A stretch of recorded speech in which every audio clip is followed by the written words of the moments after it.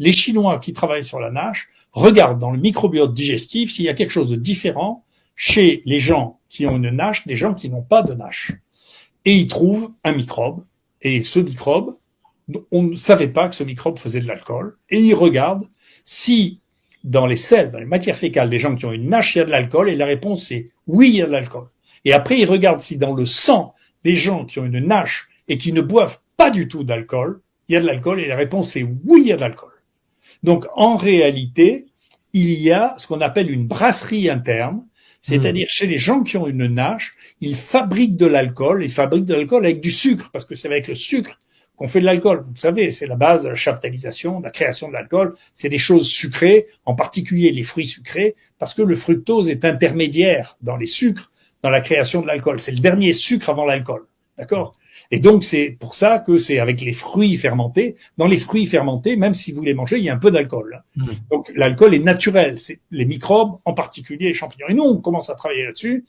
On regarde les Klebsiella, on confirme leur travail. Une autre équipe travaille, fait un papier magnifique en montrant que chez les gens qu'on opère et qui ont des NASH, si on regarde, bien sûr, ils n'ont pas bu d'alcool depuis 72 heures. Il ne peut pas y avoir d'alcool.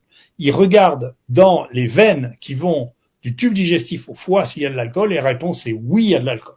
Donc, il y a bien une brasserie interne qui fabrique de l'alcool. Et nous, on trouve pour la première fois que c'est les champignons qui font ça.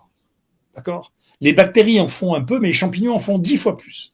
Après avoir fait le point sur les différentes épidémies, en particulier le Covid-19, il est intéressant de voir ce que nous apprennent les anciennes épidémies pour faire face à une éventuelle nouvelle épidémie. En effet, on a vu que le Davos et l'OMS sont allés se passer d'un nouveau délire collectif pour prédire une prochaine épidémie X qui va tuer des millions de personnes sans qu'on puisse rien faire, avec Bill Gates qui a proposé, puisque le vaccin en 6 mois a été fait dans des conditions qui défient l'entendement, de le faire en 3 mois, c'est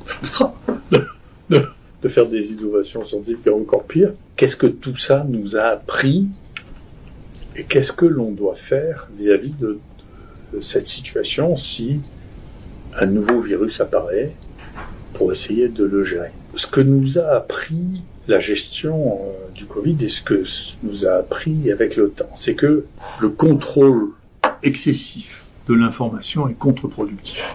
Une maladie nouvelle, on apprend comment elle fonctionne au fur et à mesure qu'on l'étudie. Et donc, il ne faut pas commencer par empêcher l'expression des différents points de vue sur une donnée. L'homogénéité de la pensée sur quelque chose qu'on ne connaît pas est un crime contre l'esprit. On l'a vu dans le Covid, il faut s'arrêter.